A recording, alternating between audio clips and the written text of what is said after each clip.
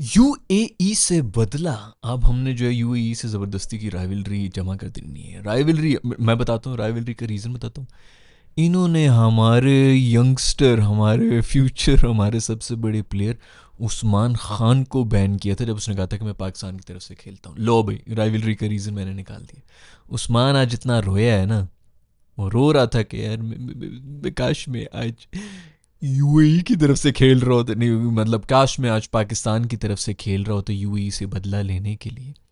मेरे दोस्त बहुत से लोगों ने जब उस्मान खान यूएई से वापस आ रहा था, शायद हमने भी ये कहा था कि दोस्त मत करो, पता नहीं जगह बननी है कि नहीं बननी। खैर बहुत से लोगों का कहना था कि ये गलत कर रहा है, यूएई क्लब छोड़ के पाकिस्तान टीम के अंदर आ रहा है, और फिर उस वजह से उसके अंदर मेरे ख्याल में बैन भी कर दिया उसको। मेरे ख्याल में थोड़ा क्लेवरली कर लेते, इतना भी कोई वो नहीं है। मतलब ऑफिशियल अपने आपकी जो नेशनल टीम है उसकी तरफ से कॉल आई है, तो यूएई की अगर पीसीबी बात कर लेता उनके बोर्ड से तो कम बैन वैन और इस किस्म की चीज़ें ना होती। लेकिन हमारे माशाल्लाह, जैसे कि हम पहले भी 1000 दफ़ा बात कर चुके हैं, हर जगह सबसे बड़ा प्रॉब्लम ये है कि नालायक लोग भर्ती हुए हैं। कोई इस तरह देखता भी नहीं है कि किसी के लिए जो है मसला करें। थोड़ा प्रोफेशनल तरीके से बात हो सकती है। तो खैर उसका बैन वैन शायद ना लगता, लेकिन मेरा ख्याल में उसका डिसीजन बिल्कुल ठीक था। और जहाँ तक बात है कि उसको टीम में रखा और फिर अब उसको टीम से निकाल दिया, उसने बैन भी खा लिया यूई वगैरह से, उसको अच्छी खासी रन दिए यार, तकरीबन साल 1.5 साल लेके फिरते रहे, हर जगह पे उसको चांस दिए। अब नहीं चला तो क्या करें। सुना अभी पिछले दिनों को गनी खान टूर्नामेंट या पता नहीं किसी के अंदर वो खेल रहा था, उसके अंदर उसने 140 रन्स की धुआंधार इनिंग्स खेल ली है। वो मेरा ख्याल में यही है कि मतलब खेल लेता है, लेकिन प्रेशर सिचुएशन में ना गेम कुछ और हो जाती है। बहुत सी जो स्पोर्ट्स होती है ना दोस्त, वो स्किल लेवल पे तो बहुत से लोग जो है वो मैच करते होते हैं, लेकिन उससे आगे जब मेंटल गेम शुरू हो जाती है ना, वहाँ पर आके वो रह जाते हैं। बहुत से आपको पता होगा, आप लोगों के क्लब्स वगैरह में भी लोकल लोग होते हैं, कोई शक ही नहीं होता उनके टैलेंट के ऊपर। गॉड गिफ्टेड टैलेंट होता है, बंदा ये कहता है कि यार ये क्या कमाल, मतलब हैरान हो जाता है बंदा उनकी स्पोर्ट्स की, कोई भी स्पोर्ट हो उसकी एबिलिटी देख के। लेकिन इंटरनेशनल लेवल के ऊपर जाके वो फेल हो जाते हैं। वो इसीलिए हो जाते हैं, ये नहीं कि बाकी प्लेयर्स उससे बेहतर होते हैं, मेंटली जो है उतने स्ट्रॉन्ग नहीं होते। सो उस लिहाज से मेरा ख्याल में उसने बिल्कुल ठीक डिसीजन लिया था कि नेशनल टीम की जब कॉल आई है तो उसको बिल्कुल यूएई छोड़ना चाहिए था, क्योंकि वो बहुत बड़ी अपॉर्चुनिटी है। दूसरा ये है कि आप अगर 7-8 साल पाकिस्तान की तरफ से खेल लें तो प्रॉपर्टियाँ, शोहरत, हर जगह जो है वीआईपी ट्रीटमेंट, डोनेशनें, पता नहीं क्या कुछ मिलना, एनजीओ भी एक खोल लें, फिर एक एकेडमी भी खोल लें, ऑल दैट। तो आप भूखे नहीं भरते। यूट्यूब चैनल भी खोल लें, क्योंकि सब नहीं अब तो खोलने होते, तो ये अच्छा खासा हो जाता है पाकिस्तान के अंदर। तो फेम जितनी मिल जाती है, उसमें जितने काम निकल आते हैं, पुलिस वालों से भी दोस्तियाँ, तो आर्मी वालों से भी दोस्तियाँ, पॉलिटिशियन से भी दोस्तियाँ, सारे पावे शावे। खैर यूं इसी बदला ले लिया हमने उस्मान का। जैसे मैंने कल भी बात की थी कि हमेशा जो है वो मैच जीते हों या हारे हों, हम बेसिक जो बात होती है ना, जो सच होती है उसी के बारे में करते हैं। आज भी टू बी ऑनेस्ट हम जीत तो गए, वन साइडेड जीते, जीतना भी चाहिए था, 200 रन आपने कर लिए थे। लेकिन दो चीज़ें, एक चीज़ तो ये कि आपके बॉलर्स ने ऐसी तसल्ली से कुट खाई है। हसन अली मेरा दोस्त जो है वो इस वक्त दुनिया का सबसे सीनियर फास्ट बॉलर है। बाकी पाकिस्तान टीम तो छोड़ो, बाकी भी पूरी दुनिया की टीमों के वो बॉलर्स की उम्रें निकालो ना, उनमें भी सब ये बड़ा है। 2015 में भी ये पता नहीं कोई करा रहा था बॉलिंग शॉलिंग, जो 17 में करा था। खैर जो भी हो, 17-17 में 16-17 बड़ा टाइम हो गया उसको, 10 एक साल हो गए हैं तेरे। फास्ट बॉलर की इतनी एक उम्र होती है। आके कोई भाई ने मेरे ख्याल में 40-45 रन आज खाए हैं। को 12 रन पर ओवर के हिसाब से कोट खाई है मेरे दोस्त ने आज के इस मैच के अंदर। 3 विकेटें भी ली थी, वो भी एंड में आके आखिरी टेल अंडर्स लिए हैं, तो पता नहीं आखिरी ओवर में ही लिए हैं। जो भी हो यार, काफ़ी कमज़ोर बॉलिंग। उसके अलावा सलमान मिर्ज़ा की भी हम बड़ी कस्में वादे खाते रहे कि शाहीन की जगह इसको डालो, ये करो वो करो। खैर नसीम वगैरह की जगह हम कह रहे थे शाहीन और ये दोनों ही होने चाहिए थे, दोनों लेफ्टी जो हैं, पेसर अच्छा ही हो रहा था। लेकिन उन्होंने भी तसल्ली से कुट खाई है। सुफियान मुकीम के लिए भी हम लड़ रहे होते हैं, उन्होंने भी तसल्ली से कुट खाई है। सब ने एक एक ने कुट खाई है, और यूएई से कुट खाई है। अफगानिस्तान से भी कुट खा रहे होते हैं ना, तो बंदा कहता है चलो ठीक है यार कुछ है। ये जो है ना थोड़ा अलार्मिंग है। आपको ना सिर्फ बैटिंग में वन साइडेड हराना था, बॉलिंग में भी वन साइडेड हराना ही था। वो तो उनकी टीम ऐसी कमज़ोर थी, एंड में को 31 रन सी वो हार गए, मतलब पहुंच गए थे 170 रन।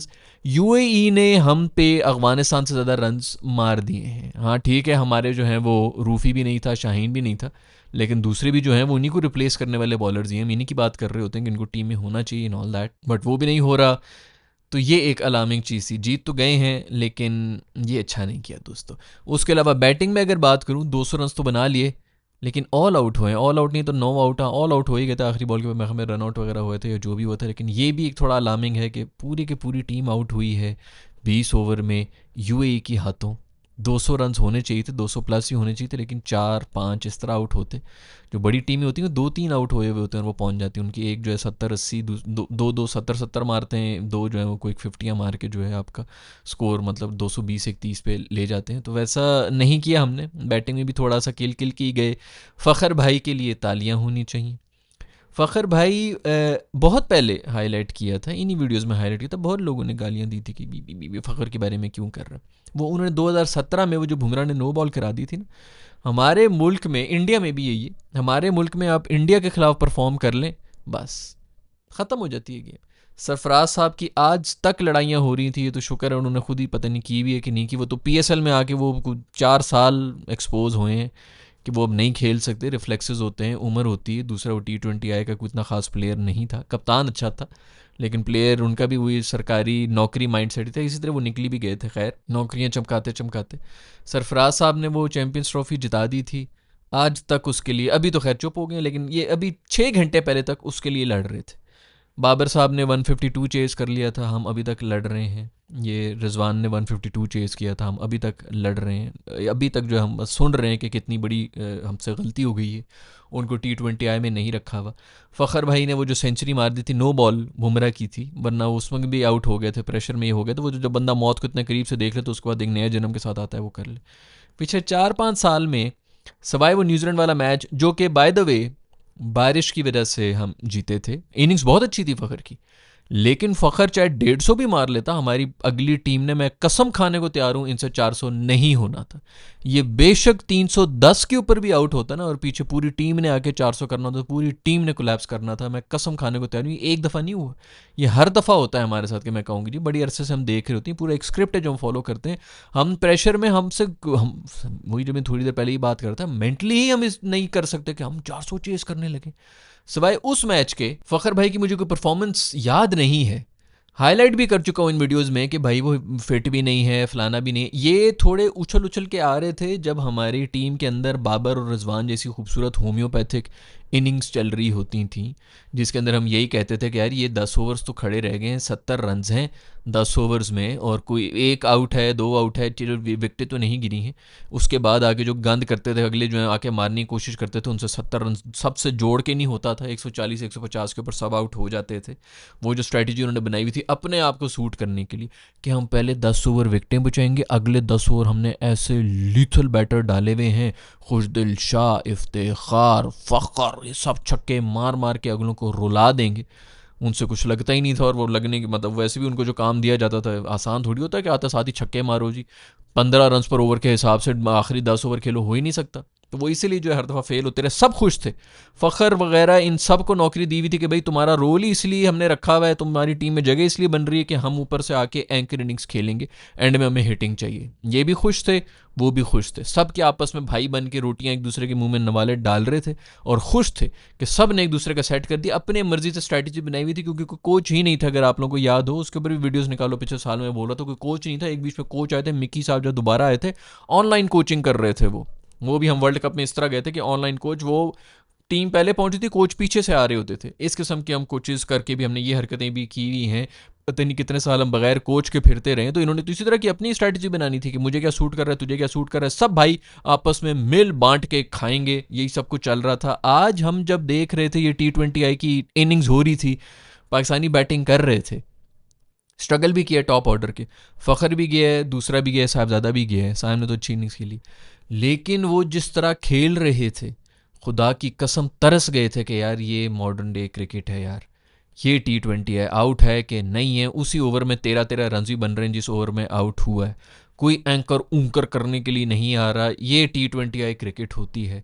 तरस गए थे भाई कि ये क्या है यार, ये क्या हो रहा था। मैं मतलब मुझे यकीन नहीं आ रहा, हम 2 साल से क्या गंद देख रहे थे और चीख चीख के पागल हो गए थे कि यार ये किस किस्म का घटिया। या तो बंदा कहना चलो बड़े कोई क्लोज मैचेस हो रहे हो, चलो हम जीत भी रहे हो, पहले राउंड में निकल रहे हैं, जलील हम हो रहे हैं। हर छोटी, कोई ऐसी छोटी टीम नहीं थी, मैं खुदा की कसम खाने को तैयार हूँ। यूएई वाले अभी इसी उससे आए होंगे कि चलो यार एक दो मैचेस तो हम जीतेंगे ही जीतेंगे, अफगानिस्तान के साथ एक हम फंसा लेंगे और पाकिस्तान से दो हमने खेलने, एक तो हम जीत ही जाएंगे। इनका अभी भी यही एम होगा, क्योंकि हम हर एक से हारते हुए आए हैं भाई। ये अभी पिछले 6-7 महीने पुरानी बातें हैं।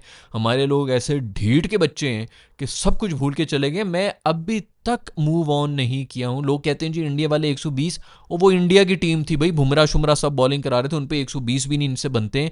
तो हम लोग यूएसए वाले मैच को भूल जाते हो यार। फिर अफगानिस्तान से जिस तरह हम वन साइडेड हारे थे ओडीआई के अंदर, ओडीआई की नंबर 1 टीम थी हमारी और ये कंडीशंस भी हमारी थी, वन साइडेड हम वो हारे थे। जिम्बाब्वे से जिस तरह हारे थे, जो हम एक पहुंचे थे किसी फाइनल के अंदर, नेदरलैंड्स ने साउथ अफ्रीका को हराया था, उसकी वजह से हम पहुंचे थे फाइनल के अंदर, वरना उसमें भी हम डिजर्व ही नहीं थे। पहले राउंड में उसमें भी हम आउट हो रहे थे। लगातार कोई 4-5 बड़े टूर्नामेंट्स आईसीसी इवेंट्स के अंदर पहले राउंड में आउट हो रहे हैं। इतनी घटिया परफॉर्मेंसेस, इतनी घटिया परफॉर्मेंसेस आज आकर कम से कम इनकी बैटिंग देखते हुए नज़र आया। हालांकि फेल हुए उतने खास नहीं चले, लेकिन फिर भी नज़र आया कि अच्छा ये इंटेंट होता है, ये मॉडर्न डे क्रिकेट खेलने की कोशिश की जा रही है। उसके अंदर जैसे मैंने पहले ही बताया, ऑल आउट नहीं होने चाहिए थे, काफ़ी हद तक जो है वो टॉप ऑर्डर में नहीं चले, लेकिन जो कुछ चला है, साइम अयूब चला है, खूबसूरत इनिंग्स खेल के गया, मैन ऑफ द मैच भी उसी को दिया गया। बहुत ही खूबसूरत छक्के मार मार के खूबसूरत इनिंग्स खेली है मेरे बॉय ने। साहिबजादा जो है पहले भी एक एज भी निकली और फिर उसके बाद भी आउट हो गया, मूड शूड नहीं लग रहा था उसका। मुझे ये लग रहा है कि यार क्रंच मैचेस में कुछ बेहतर कर लेना। अभी ये तो ईजी मैचेस हैं जिसके अंदर थोड़े से ये शेकी किस्म के स्टार्ट्स जो हैं वो इतने इंकरेजिंग नहीं है, कम से कम छोटी टीम्स के ऊपर नहीं होना चाहिए। फ़खर भाई एक दफ़ा फिर से लूली लंगड़ी इनिंग्स खेल के गए। आई होप कि अगले कुछ मैचेस के अंदर कर लेंगे। काफ़ी अरसे से फेल हो रहे हैं सर आप। अब वो बाबर रिजवान के सामने तो बन रहे थे जो भी बन रहे थे, अब आपको अपनी गेम थोड़ी अप करनी पड़ेगी। कुछ लोग शायद कहें कि जी ओपनर है वो भाई पहले ओवर में आ रहा है यार, वन डाउन कौन सा हमारा, अगर हम इस अप्रोच के साथ ही जा रहे हैं कि हमने एक ओवर के अंदर 15-15 रन बनाने, तो ऑफकोर्स ऐसा ही होगा कि पावर प्ले में न्यू बॉल दूसरे तीसरे ओवर के अंदर एक आउट हुआ वही होगा, क्योंकि अप्रोच हुआ है 3 ओवर के अंदर 35-40 रन बनाओ, बेशक एक विकेटें गिरा दो। इस अप्रोच के साथ अब हम जा रहे हैं, तो उसके लिए तो मेरे ख्याल में ठीक है। अगर वन डाउन भी आ रहा है तो वन डाउन पहले ओवर में आज भी आया हुआ था, अब और कितना इसको यार वो फिर ये कि इस एंड पे क्यों खड़ा है, उस एंड पे पहली बॉल नहीं खेल रहा। मेरे ख्याल में ये बेवकूफ़ी है। न्यू बॉल है सर्कल के अंदर, वो सब चीज़ें, हाँ आप हारिस के बारे में बात कर सकते हैं कि वो पीछे आ रहा है, वो सिर्फ सर्कल से उठा ही सकता है। उसने आज फिर वैसे दोबारा से लिद फेर दी है, बल्ला भी तोड़ दिया मार के, क्योंकि बल्ले का शायद प्रॉब्लम था जो भी था। तब तो उनको चढ़ी भी है बाबर की, उन्होंने कमेंट्स पास किए थे कि जी बाबर जो है वो किस तरह की बैटिंग उसको करनी चाहिए, किस तरह की बैटिंग नहीं करनी चाहिए। उसके बाद से बेचारे से खुद बैटिंग नहीं हो रही है। खैर साइम अयूब की बेहतरीन इनिंग्स थी, बहुत अच्छी स्ट्राइक रेट के साथ खेला है। लेकिन दूसरे नंबर पे एक और बड़ी अच्छी इनिंग्स थी, वो थी हसन नवाज की। एक और बहुत ही खूबसूरत 3 छक्के लगातार मार दिए थे। मैं फुल मूड में था कि भाई इसने 6 भी मारने हैं, क्योंकि वो ऐसा ही होता है, जैसे प्लेयर होते हैं वो कहते हैं कि मुझे इस किस्म की हल्की टीम मिले, मैं कम से कम इस किस्म के कोई रिकॉर्ड बनाऊं। ये वाले रिकॉर्ड नहीं कि जी मैं जो है वो 50 मार ली है वटेवर मार ली, वो इस किस्म के रिकॉर्ड, वो थोड़ा आगे का जो है वो सोच रहे होते हैं। ये भी मैं बता दूं आप लोगों को, पहले भी मैंने 4-5 एपिसोड्स पहले भी आपसे यही बात की थी, जो भी प्लेयर आता है ना पाकिस्तान के अंदर, ये पहले 1-2 साल ही होते हैं इनके इस अप्रोच वाले। उसके बाद जब इनको आदत पड़ जाती है ना कि अच्छा ये तो मंथली इतनी इनकम आ रही है, इतने एड्स भी मिल रहे हैं, इधर से भी उधर से भी, इस इवेंट पे बुला लिया, उस इवेंट पे बुला दिया, इंग्लैंड घुमा दिया, फलाने इवेंट्स सारी ये जब चीज़ें भी चल रही होती है ना, फिर ये डरना शुरू हो जाता है कि हमारी नौकरी लगी हुई है। फिर इनके डरपोक किस्म की जो है गेम प्ले शुरू हो जाते हैं, सेल्फिश इनिंग शुरू हो जाती है, इनकी दूसरी चालें शुरू हो रहती हैं, जो हमारी रिप्लेसमेंट उसको पीछे करनी कर रहे होते हैं। ये सारे 2-2 साल इनकी उम्रें हैं दोस्तों। इतने खुश ना हो कि एक दफ़ा आपको कोई प्लेयर मिल गया तो हो सारी इंटेंट बदल गए और सब कुछ बदल गया या हालात बदल गए, ऐसा कुछ भी नहीं बदलने लगा। इनको भी जब थोड़ी बहुत नौकरी मिल जाएगी, सीट पक्की हो जाएगी, इन्होंने भी इसी हरकतों पे आ जाना है। उस वक्त भी सोल्यूशन यही होगा, स्क्रीनशॉट ले लो इस वीडियो का, कि उठा के लात मार के बाहर निकाल देना, क्योंकि ये नस्ल में, ये हमारे डीएनए के अंदर है। हम इसके हमारा दिमाग ही, मैंने पहले भी पूरी वीडियोस बनाई हुई इन चीज़ों के ऊपर, कि हम सियासतों के अंदर एक्सेल करना, हम समझते हैं कि हम बहुत चालाक हैं, और ये नहायत घटिया और थर्ड क्लास हरकतें होती हैं। हमें लगता है कि हम बड़े अक्लमंद हैं अगर हम लोगों को इस तरह फंसा लेते हैं, उन जुगाड़ू काम करके जो कर रहे होते हैं। आप अपनी मेहनत की बेस के ऊपर नहीं, आप फिर दूसरे आप समझते हैं कि जो अक्लमंद आदमी वही हरकतें करता है, नहायत ही घटिया हरकतें, और आप जलील हो जाते हैं। फिर कहते हैं नहीं बच्चे फलाने हो गए, पागल निकल आए, ये हो गया वो हो गया, अपने आप को गोलियां मार दी, ये होगी, मेरे साथ ये क्यों हो रहा है? इसीलिए हो रहा है क्योंकि किसी का हक मारा हुआ था। वापस ज़रूर आता है दोस्तों, वापस ज़रूर आता है ये सब कुछ, फिर के आप जिसका भी हक मारेंगे उसको मिल जाता है, कहीं और से मिल जाता है, जो भी मिलना होता है, लेकिन आपसे जो है ना वो पूरी कीमत घुसा के जो है ना वापस ली जाती है। तो खैर बहुत अच्छी इनिंग्स थी, हसन की भी बड़ी अच्छी इनिंग्स थी, साइम की भी बड़ी अच्छी इनिंग्स थी, प्रॉपर T20 आई वाली इनिंग्स थी। फ़हीम ने एक दफ़ा फिर से अच्छा, मैं तो कहूँगा कि किया है। जो मेरा हीरो बना हुआ है ना इस वक्त, वो बना हुआ है मेरा दोस्त नवाज़। एक दफ़ा फिर से उसने जो खूबसूरत इनिंग्स खेली, बेहतरीन छक्के मार मार के। बॉलिंग शॉलिंग में भी मेरा हमें को 10 से उसने डॉट बॉल्स कराई हुई थी, फुल प्रेशर बनाया था। जो यूए वाली फिर भी हमें पेल रहे थे, उन्होंने फिर भी मारा हुआ था। तो बॉलिंग में भी बैटिंग में भी बेहतरीन कॉन्ट्रीब्यूशन कर रहा है नवाज़। शादाब हंस रहा है, क्या मार रहा है। वो कह रहा है बेटा तू जितनी मर्जी, तुझे लगता है कि परफॉर्मेंस की बेस पे तूने ये सीट पक्की कर लेनी, तो मुझे आने तो दे, मेरा शोल्डर एक दफ़ा ठीक होने दे, फिर मैं तुझे बताता हूँ कि परफॉर्मेंस चलती है कि और चीज़ें चलती। खैर भाई, ये यूएई का भी बंदा था, आसिफ खान था क्या था, उसने खूब पेला है, तसल्ली से पेला है, हमारे सारे बॉलर्स को तवे पे रख के सेका है। उनको मुबारकबाद हो। उन्होंने, और बीच में कोई रन आउट शन आउट हो गए, नहीं तो इनकी भी जो है कुछ मूड बन रहे थे। नेट रन रेट के भी चक्कर हैं, इसलिए इन्होंने भी आज अच्छे स्कोर कर लिया कुछ ना कुछ जो है आगे। वो कल अफगानिस्तान वाले भी राशिद खान ने भी एंड में आके मार दिया था। नेट रन रेट मैटर तो करेगा, क्योंकि 2-2 मैचेस होंगे इसके अंदर। अच्छा है कि शुक्र है 2-2 मैचेस की हो रही सीरीज़, थोड़ी लंबी तो चले। एक एक मैच वाली होती तो मैंने एक ज़बरदस्त किस्म की लानत भेजनी थी। शाहीन को ब्रेक दे दी, रूफ़ी को भी ब्रेक दे दी। शुक्र है यार, ये सब चीज़ें निकल के आ रही हैं यार। ये इस वीडियो के भी ना, इसका भी स्क्रीनशॉट ले लो। ये बहुत बड़े बड़े स्टेप्स हैं जो कि एक बंदा ले रहा है, उसका नाम है आकिब जावेद। हम गालियां देने के लिए रेडी हो जाते हैं, फ़ौरन बोल रहे होते हैं आकिब ने ये कर दिया वो कर दिया, टीम हार रही होगी, उसके ऊपर बातें बातें सारे शुरू हो जाएंगे। ये बहुत बड़े बड़े स्टेप्स हैं। जितना गंद और जितना रायता फैला हुआ था ना इस टीम के अंदर, ये आकिब की वजह से रुका हुआ। अदर तो आप खुद सिर्फ ये देखें यार कि ये शाहीन, बॉबी, रिजवान, रूफ़ी, नसीम, ये 5 बंदे, शादाब भी बीच में होता था, फ़खर भी होता था, ये 5-6 बंदे। फ़खर की तो इंजरी हो गई थी। इसके अलावा ये जो 5 बंदे, इन्होंने कोई एक मैच कभी बाहर बैठे? छोटी टीम हो, बड़ी टीम हो, जैसी मर्जी टीम हो, हल्का फुल्का नेपाल टपाल जिसका भी मैच हो, पूरे के पूरे ये खेल रहे होते थे, पूरे पूरे ओवर करा रहे होते। एक तो ऐसी मैच फी मिलनी होती 4-5 लाख रुपए, वो बन जाते हैं। मैन ऑफ द मैच वगैरह बने तो अलग था। दूसरा स्टैट्स आपके ऊपर चले जाते हैं, इतनी विकेटें ले ली, इतना ये कर लिया, fastest to 50 wicket, fastest to 1000 run, वो सब चीज़ें भी चल रही हैं। कोई एक मैच नहीं, आयरलैंड के साथ हो रहा है, उसके ऊपर भी जा रहे हैं। सबसे मुझे ये मसला नहीं है कि कौन कितना खेल रहा है, पहले तो एक वर्कलोड मैनेजमेंट, मुझे याद है शाहीन साहब कह भी रहे होते थे कि कौन सा वर्कलोड मैनेजमेंट, मैं कौन सा थका हूँ ये वो। उसके बाद ये सब, ये छोटी टीमों के साथ खेल खेल कर इनके स्टैंडर्ड ही छोटे हो चुके थे। ये छोटी टीमों से फिर हारना भी शुरू हो गए। पहले एक साल ये खेलते रहे, अगले साल ये हारना शुरू हो गए। ये माइंड सेट है, आप जिस किस्म के लोगों से खेलना शुरू करेंगे, आपको थोड़ा कंपटीशन लगना शुरू हो जाएगा। आपके जो है ना गोल्स छोटे होते रहते हैं। आप इसीलिए जब भी किसी से लड़ना हो ना, तो अपने से ऊपर वाले से लड़ो यार। अपने से छोटे वाले से लड़ोगे तो तुम ही जो ना ऐसा ऐसा करते करते वो नीचे हो जाओगे। आप जीत तो जाएंगे, लेकिन आपको पता भी नहीं चलेगा, आपका लेवल नीचे जाता जाएगा। ये लाइफ का एक लेसन है जो मैं आपको दे रहा हूँ। ये हमारे सारे लेजेंडरी जो बॉलर्स थे और ये बैटर्स थे, ये हर छोटी टीम के खिलाफ खेल रहे होते थे। अब सब बाहर बैठे में ये सब। सबसे बड़ी बात यह यार कि खुद आपका माइंडसेट तो क्या छोटा होना है, बड़ा होना है। जो यंगस्टर्स होते हैं उनको अगर आप इन मैचेस के अंदर भी चांस नहीं देंगे, तो फिर कब देंगे उनको चांस? वो बेचारे कभी आ ही नहीं सकता। आपके बेंच के ऊपर बैठा हुआ कौन है? आप लोग ही बस बैठे हैं, आप लोग ही नज़र आ रहे हैं, आप लोगों को स्पॉन्सर्स मिल रहे हैं, आप ही आईपीएल पीएसएल जो भी खेल रहे हैं उसी के अंदर आप ही नज़र आ रहे हैं, और कोई नया लड़का आने ही नहीं दे रहे आगे भाई। हर छोटे मैच के अंदर भी आप ही हैं। तो ये बहुत बड़ी यार ये दाद देनी चाहिए आकिब जावेद को, जो ये इस किस्म के स्टेप्स लिए हैं। और हमारी आवाम जिस किस्म की आवाम है, जो गाल गलोच और उस पर शुरू हो जाते हैं, मैंने पहले ही बताया, नौकर मेंटालिटी, मैंने तेरा नमक खाया है, मेरी अभी पूरी औलाद भी तुझे सपोर्ट करती रहेगी, पता नहीं पूरे पूरे ख़ानदानी जो है नौकर बन जाते हैं हम लोग। मेरी ज़बान बोलता है ये पठान है तो मैंने इसको वो करना है, ये सिंधी है तो मैंने इसको सपोर्ट करना है, ये पंजाबी है तो मैंने इसको सपोर्ट करना है। ये रीजंस होते हैं हमारे। एक जर्सी पाकिस्तान ऊपर लिखा हुआ है यार, ये तुम पीएसएल के अंदर जाके लड़ो कि भाई पेशावर की टीम के लिए लड़ लो तो फिर भी कोई बात है। पाकिस्तान की टीम के लिए तुम लोग ऐसी घटिया सोच लेके जी कोटा जी मैं फलानी रीजन से हूँ तो इसको बाहर निकाला है। और वहाँ पे भी होता है, ये होती है, बिल्कुल सियासतें होती हैं कि जब पंजाबी सारे जमा हो जाते हैं तो वो किसी और को बाहर करते हैं, कराची वालों को बाहर कर रहे होते हैं, कराची वाले जो है पंजाब वालों को, उनको जब मौका मिलता है वो बाहर कर रहे होते हैं। तो ये सब कुछ सियासतें भी हो रही होती हैं। ये छोटे लोग और छोटी और घटिया सोचें जो कि चल रही होती। नए बच्चों को आगे आने नहीं देना भाई। ये जो अब कर रहे हैं ना, ये इन चीज़ों को भी हाईलाइट करनी चाहिए कि आके वगैरह ये जो भी नई मैनेजमेंट है, इन्होंने ये सब चीज़ें चेंज की और ये आसान नहीं है। हमारी आवाम जो कि बिल्कुल इस इतने गंद में और जहालत में पड़ी हुई है, उनकी ख्वाहिशों के ख़िलाफ़ जाके ये सब स्टेप्स लेना, ये बहुत बड़ी अचीवमेंट है जो कि इस मैनेजमेंट को जाती है। स्पेशली मेरे ख्याल में आकिब जावेद जो इन सब के पीछे है, और खूब गालियाँ खा रहा होता है वो, लेकिन कोई ऐसा ही बंदा आ सकता है जिसको कोई फ़र्क नहीं पड़ता। और यही होना चाहिए। आपको अगर जो है वो गालियों से डर नहीं लगता, आपको पता है कि मैं काम ठीक कर रहा हूँ। हाँ, आपको अगर हो कि मैंने काम गलत किया, ऑफ कोर्स माफ़ी मांगे, उसमें कोई बुराई नहीं है। लेकिन अगर आपको पता है कि मैं काम ठीक कर रहा हूँ, मेरी नीयत ठीक है, तो फिर किसी से डरने की ज़रूरत नहीं है। खैर भाई, ये है जो मैच हुआ है हमारा यूएई का। चैरिटी मैच भी हुआ है जिसके अंदर बॉबी ने को विकेट शिट्टी भी ली है, ऑलराउंडर बन गया, उसको टीम में रख लो इसी वजह से। खैर, तो बॉबी की भी मेरा ख्याल में वीडियो थोड़ी लंबी हो रही है, उसके बारे में हम कल के एपिसोड में बात कर लेंगे, कल या परसों जो भी एक एपिसोड बनाएंगे चैरिटी मैच और बाकी भी जो खबरें होंगी उसके बारे में बात करेंगे। अगर आप लोगों के पास भी कुछ है खबरें तो नीचे कमेंट्स में लिख के मुझे बता देना। I will see you in the next video.